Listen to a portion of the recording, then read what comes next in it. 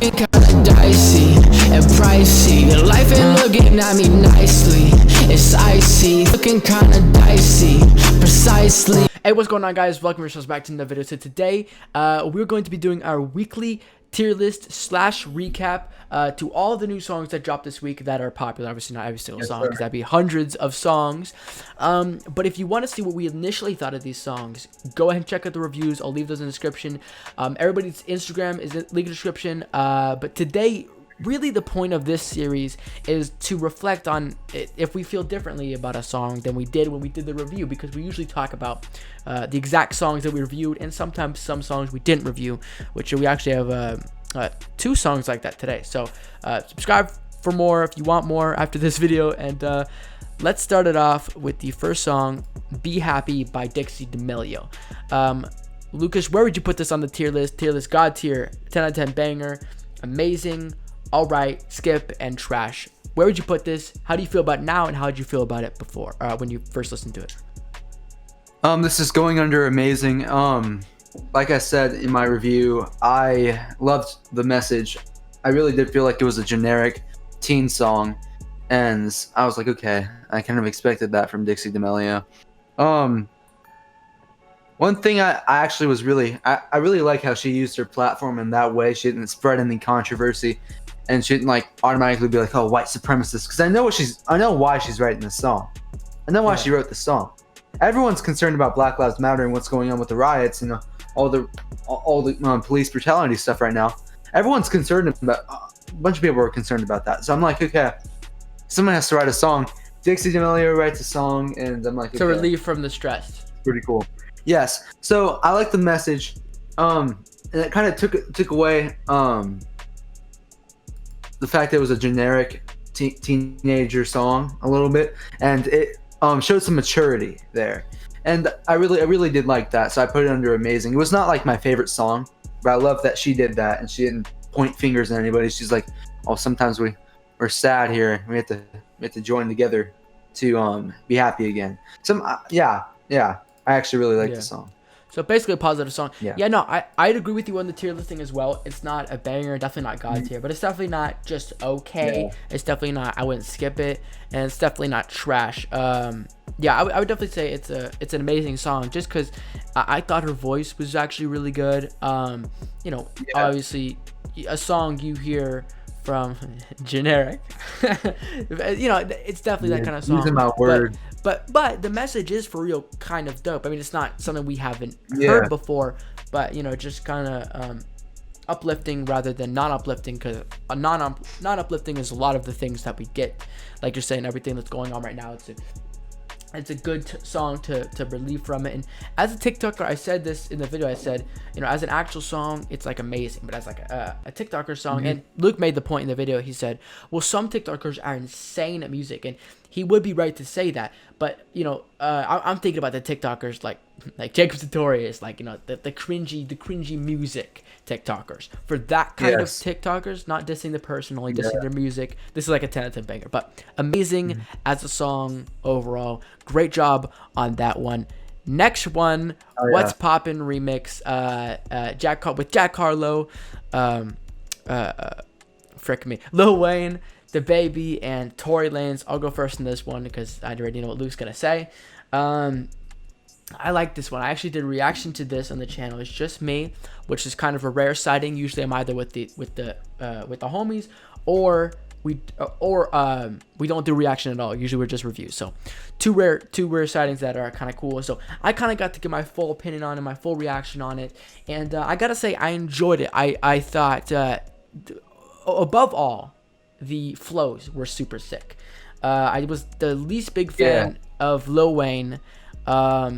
I was the biggest fan of The Baby, and Tory Lanez part were pretty sick. Like The Baby, that eat it like a bad man, that flow was super sick, and then Tory had like a really part where he went really long without a breath. Jack Harlow was pretty sick in the beginning. Chorus, same chorus as last song, which I thought from the beginning was pretty good. So I thought it was a pretty good song overall. It's not really a message song or or a talking song. It's a song trying to have the most dope flows with some cool double entendres and some cool lyric stuff like that. So Yeah. overall, I Yeah. would give this a 10 out of 10 banger. What do you think, Luke? I'd say 10 out of 10 banger as well. I really did like the song a lot more than the original version. The original version I liked as well, but I like the collaboration here. I'd say I like Lil Baby's part by far the most. Lil Baby? He was really good. Yeah. I mean, the Lil baby, Wayne? the baby, Oh, the baby. I was like, the baby. I'm sorry, dude. I keep getting them. Yeah, too close of a name, dude. And we've been reviewing both of them as of late. So That's it's true. Yeah, I'm prepared. But yeah, I loved this part, and overall, I like the collaboration. Everyone else did a pretty good job. Jack Harlow, of course, he did a pretty good job as well. And I put this as 10 out of 10 banger by far. yeah, but okay. When you were listening to this, you said it was the gayest song you've ever heard. Were you just messing around with me? You see, Sean, dude, you were in serious mode, and sometimes, dude, I mean, But you were just messing around trying to it's fun annoy me. Yeah. Okay, Yeah. okay. I was like, Yeah, I was have waiting to. for you to trash on this, but you enjoyed it. Good. All right, well, next Yeah. song, we will move on to Past Life remix with Selena Gomez and Trevor Daniel. We did not review this song. I don't know exactly why. I just kind of passed over it because it was a remix. So I decided, and why not? We can hit some bigger songs and all of that. But It's because you hate Gomez. No. What do you think about this one though? Yeah, sure. I hated it, actually. I really did not like it whatsoever. I thought it was the most generic song I've ever heard. Actually, dude, I had not really. It just never fit me at all, dude. The beat was kind of weird. I felt like the vocals were just kind of plain a little bit. I was not a big fan. Selena, I felt like she has a big vocal ability. I felt like she should have done a little bit more than what she did there. It was just a very simple vocal for her, and I'm like, dude, okay. I don't really know what to. I give it all right. I would give it all right. It's all right, but dude, lyrics were kind of generic as well. Yeah, it's a pretty generic song, and for Selena Gomez, did you expect more? Especially from her last single, "Lose You to Love Me." I love that song, but it just doesn't. I mean, look at her now. I like that song as well, but Yeah. this does not seem to be a good follow up. That's why I don't like it really. And I mean, I feel like she could do better in songwriting as well. Yeah. That's what I'm saying. Yeah, I would definitely say it's better. Well, it's better than the original because the original was the same thing. It just didn't have Selena Gomez, so it's nice to have a difference of voice. Man, I don't know. I'm torn on it because when I first listened to it, I didn't like it. Like a month or two ago. I think I actually did a review on it. I think the original song. I didn't like it. But then this one, I was kind of like, oh, this is kind of sick. Definitely not as good as "Falling" by Trevor Daniel. My love's made me feel like that one. Okay, we don't need you to. We don't need you to sing it. It's okay, dude. I thought It's Selena okay. We know. I didn't think Selena Gomez did like insane, but I thought she did like I don't think she did crap. You know, like I thought she did okay. She didn't have anything to say into it. To your point though, it might have been a little weird if she did like some crazy vocal stuff on it because he's just doing some normal vocals on it. But it is Captain Generic. I mean, it is Captain Generic. By far. Beat was kind of cool. Yeah. Chorus was kind of cool. I did like the part where he goes like, "Oh wow, wow." Yeah, I'm turning you down. I like that part. I'm turning you down. I'm sorry, dude. I'm Overall, joking. I would say I'm this joking. is amazing, though. I would say it's amazing. I put it in amazing. Yeah. Okay. So, yeah, I go like in between amazing and all right, which would be like, okay, basically. Okay, next song, Back at It with Lil Mosey and Lil Baby. This one, I'm not a huge fan of. Definitely didn't hate it. I think of the review I gave it like a 6.5 or like a 7. Like Lil Mosey did all right. Lil Baby not so much. It's just not much to say about this one. For me, this one goes in. It goes in amazing because at the same time the chorus was catchy. So there's not much to say about it, but the chorus was kind of catchy. What would you put this one?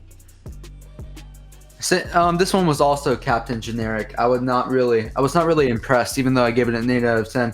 I did like the beat, however, the flow was great as well. So I'd also put this under amazing. But I mean, it was kind of a letdown at the same time, because you expect more, not necessarily from Lil Mosey, but from Lil Baby. I mean, it's Lil Baby, dude. He's been on a roll as of late, and every song we've reviewed, has just been very good. So we're like, okay. We expect a little bit more, and I'm a little bit surprised that he collabed with Lil Mosey out of all artists. I'm not saying Lil Mosey isn't a good guy to collab with, but like, it seems. I mean, Lil Mosey is not as big as he is, and it just didn't seem like it was a cool collaboration because I feel like, you know how he could be a certain kind of rap. He's a certain kind of rapper that I didn't really see him meshing with Lil Baby that much. I didn't really see that going very well, and I kind of knew that from the very beginning. I'm like, okay. How's this gonna work? And it didn't really work for me. I mean, I rated it at 8 out of 10 because of the flow and the beat. And I'm a little bit biased because I like Lil Mosey and I like Lil Baby, but I mean, I was a little bit puzzled by that collab. I actually think the collab, it's not that weird. It's not like oh, of course they collab, but it's also not like I'd never see that coming, because like they both. I don't know. At this point, it makes less sense. Like, it makes more sense, like, if, the song Lil Baby did with Drake, brand new whip gun, no. Yes. It make more sense if they collab, like, in that days versus, like, now. But, no, I get what you're saying. A little under. I feel like Lil Mosey is kind of like, he's in and out of the scene. Like, he's not always just there. And for a while, it seemed like he was on the level of Blueface a little bit. He had a lot of the high school crowd tuning into him, and I'm not saying there aren't young adults tuning into him. There clearly are, but in reality, he's in and out of the scene a lot of the time. He has a loyal fan base, but I feel like,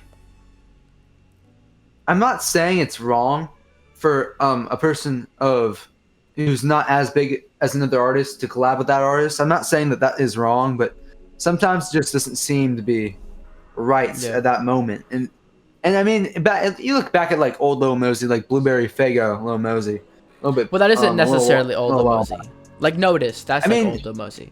I mean, Lil Mosey's been around for like 4 or 5 years, and I mean, there's not really a whole lot. I mean, you look at the difference between like the charting history with Lil Mosey. You're seeing a little bit of a fall when it comes to charting, because Lil Mosey, you see his stuff slowly starting to fall back and back on the Billboard, and it's not really a good sign for him. But I feel like this was in a way it was a good collab because it kind of got him back onto the scene. And you have Lil Baby fans looking at his stuff now because they collabed. That's one good thing out of it, but I just didn't see it. I didn't see this coming. The weird thing is, I actually like totally agree with you. Like, and you know how Lil Baby's kind of elevated at this point, but yes. I am looking at the numbers right now, and Lil Mosey does have more monthly listeners than Lil Baby on Spotify. Yeah, I mean, Spotify is a big chunk. It is a big chunk, and Blueberry Faygo. Okay. I agree with you totally, but Lil Baby has the bigger picture. But one thing you tend to do a little bit too much, though, Sean, just a friendly thing to share. Yeah. Spotify. I mean, Spotify is big. If you're big on Spotify, that's huge. But in reality, we're also looking at like iTunes. We're looking at like complete of people buying your stuff. That's what the Billboard is. That's why the Billboard is the main thing to look at. I mean, Spotify, yes, you can have a lot of monthly listeners and stuff. That definitely helps you. It by far helps you a lot to get recognition. You have monthly listeners. That's always good for recognition. But in reality, what we're looking here is how far did it chart. We're seeing like for example, you look at like top 10, for example. That's like when we reviewed the top 10. That's what we're looking for here. If you even crack top 100 on the Hot 100, or your album goes it cracks 200, that's what an artist is really looking for here. I mean, they could be satisfied with Spotify listeners, but in reality, if you want to really get a lot of success, you want to chart in the Billboard, and that's what I think. That's what Lil Mosey slowly. He's not charting as high as he used to. So that's what I think is kind of, it's why it's a little bit cool to see this collaboration, because I think this will probably get him a little bit more attention. Because you have a lot of Lil Baby fans who probably don't know a whole lot about Lil Mosey. They know who he is, but they just don't listen to his music. And yeah, he'll get some recognition from that collaboration. But I'm a little bit confused by that. But I mean, what I said with the yeah. Well, no, I totally get what you're saying. You know, they're definitely have a different fan base and all that. But Blueberry Faygo is Lil Mosey's biggest song, and Blueberry Faygo is bigger than any song Lil Baby's dropped this year. That is facts. I mean, dude, I think he dropped it like a little while ago. Well, also you have to acknowledge February. As well. This is by far. I mean, dude, it was a little bit older than February. I've heard it before. Yeah, because of the leaked version. You're right. Yeah, no, I get what you're saying. I get what you're saying, but I wouldn't say Lil Mosey's like a lot smaller than Lil Baby. I mean, it's a pointless argument, but yeah, I mean, smaller. Yes, you look at overall, like you look at live performances, you're gonna see a difference. I mean, and you look at charting performances as well. I mean, Spotify is one thing, but you look at overall charting and like on iTunes and everything else. I have. Yeah, you should go check it out actually. I will. But what I wanted to say about Blueberry Faygo, the last thing, don't worry, I won't go on anymore. But dude, Blueberry Faygo was a heavily driven song by TikTok. So many people were using it. Charlie D'Amelio was using it. Dixie D'Amelio was using it. Everyone was using it at that point. So you look at that, it's really, it kind of got re-entered into the scene once TikTok started using it. Once Charlie used it as a song, everyone else, all the Charlie fangirls out there, started using it in their songs. So it was kind of like, okay, you're gonna expect this to kind of creep back up there again. And I feel like him re-releasing it and doing another, like re-releasing it was the smartest thing to do. I really do think so, because he saw that there was like there's a reproduction of viewers, and yeah, I felt like that was a smart business move. We actually, if you think about it, it got leaked. Nothing happened for like a little bit. People were like, all right. Mm-hmm. Got popular off TikTok. Yeah. Then it kind of died off. Then the Spotify people saw it, or not Spotify, but the streaming service people as well. Streaming service people saw it, and it's like crazy. Yeah, I mean, I don't know. I would agree though, Lil Baby, skill wise and consistency wise has gotten a lot better. But numbers wise, I wouldn't say there's like a huge difference. Whatever, it's a pointless argument. Anyways, next song. I'm saying. Next song, we can agree on this one though. Chicken Tenders by Dominic Fike. What do you think about this one? I hated the song, Sean. Absolute garbage. I'm sorry. I'm not trying to be negative on this one at all. I'm just stating facts. What are you even like? I didn't even know. I knew when I saw the title name, I knew this was not going to be a good song. I knew, and it actually made me a little bit hungry. But I don't really know what he expected Chicken Tenders to see. right now would be. Oh man, honestly, dude, I'm going. Dude, Popeyes right now, dude. I'm telling you. Popeyes or KFC or Chick-fil-A. Bro, and I tell you not to get off track. I'm talking about getting chicken tenders from Chick-fil-A. I'm sorry. But dude, no. I mean, this was not really. I was making fun of myself. I was making fun of myself. I wasn't dissing you. I was never mind. Go on. No, I know, brother. I'm actually starving right now, though. Not even gonna lie. But dude, it was. I didn't even know what to really expect from the song. I saw the title. I'm like, dude, hopefully it's good, man. Hopefully it's something okay. But dude, it was terrible. Vocals are terrible. Rapping was terrible. Everything was bad. The instrumental was kind of like, sometimes when you go to like a summer camp, they have all like the bad instrumentals and stuff. And remember when we went to Forest Home for a while? They had that one instrumental that we used to always listen to after like Dancing Lasha Tumbai. Every day after camp. Yeah, I think so. I think that was what it was. Yeah, dude, that's what it was, dude. Dude, it's like one of those songs. I'm like, okay, I'm gonna hear this at Human Ascend next year. I know I'm gonna hear it, dude.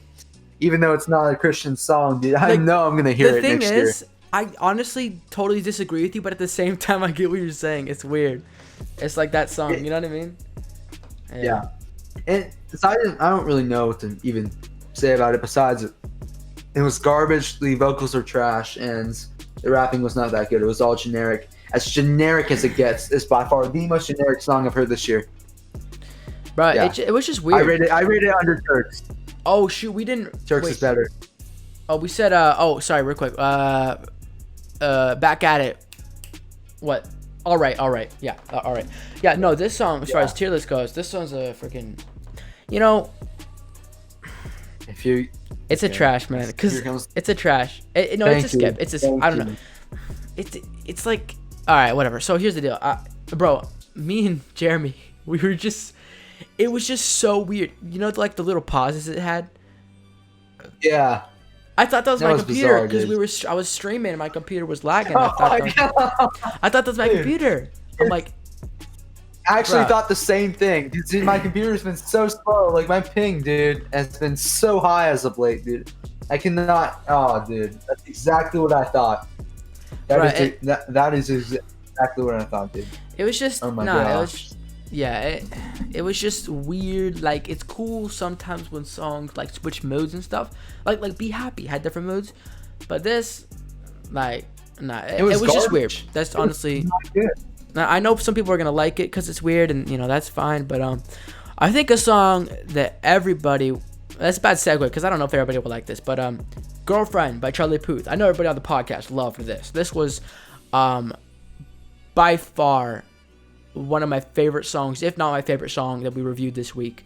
It was just so good, so vibey. Charlie Puth's vocals are always good.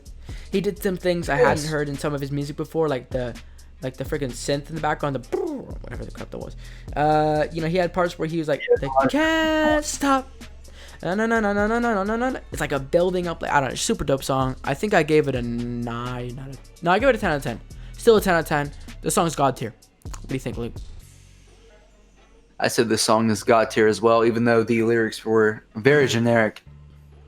Production level was on a whole nother level, dude. I don't even know if to even. He's impressed me over and over again when it comes to production and vocals. I'm telling you, an instrumental. I don't even know what to say. I'm so amazed. But dude, the one thing I had that was kind of like, okay, what are you gonna? You gotta stop this, Charlie. I know you can write better songs than this. This is part of the reason why I think the last album did not get a whole lot of recognition.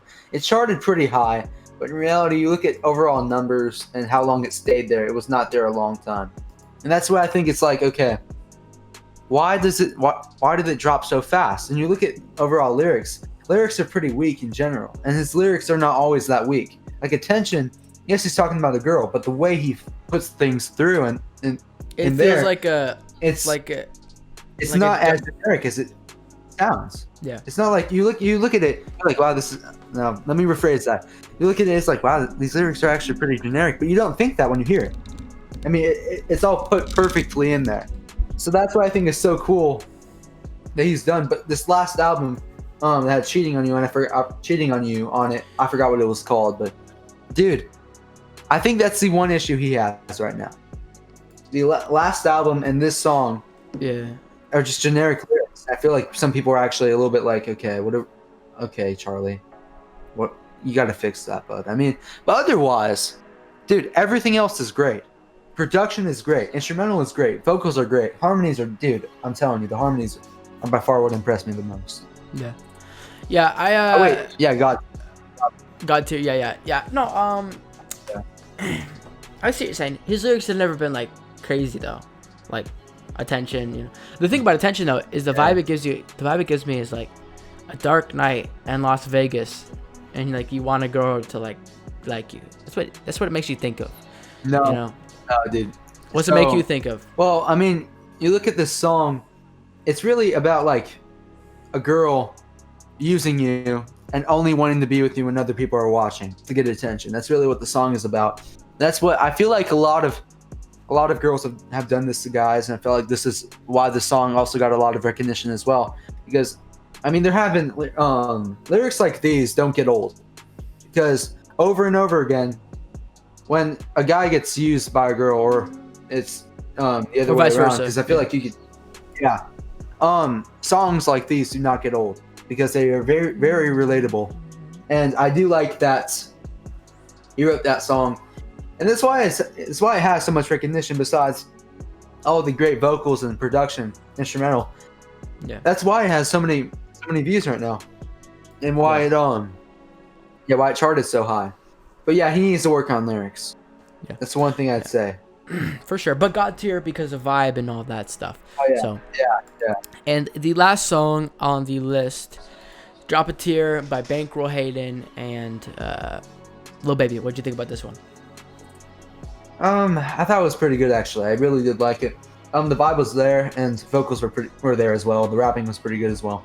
I would say that this is, I'd say, 10 out of 10 banger. I was not. It needs to grow on me a little bit more, but I feel like it's one of those songs where you like it right off the bat, but it's not necessarily God tier right away. You have to listen to it a couple more times for it to be God tier. Yeah. And yeah, it's one of those songs. I really did like it though. I really did like it. It was a great song. Yeah, I give it 10 out of 10 banger too. I think we are good on everything tonight. Shoot. Yeah, we actually liked a lot of the songs. Yeah, this was a good last week. This was a good week. Yeah, 10 out of 10 banger for me too. Lil Baby was pretty fire. So we did two Lil Baby reviews. This one and the one with Lil Mosey. His verse and Lil Mosey was not so good. His verse in this was very good. Bankroll Hayden, pretty good. The beat was like the piano on the beat was really sick. I think I gave this something like an 8 out of 10. It remains an 8 out of 10. 10 out of 10 bangers like 8 out of 10. Pretty sure. Basically. Yeah. But yeah. So looks like the top song this week is Girlfriend by Charlie Puth. The worst song this week is Chicken Tenders by Dominic Fike. Which it should be.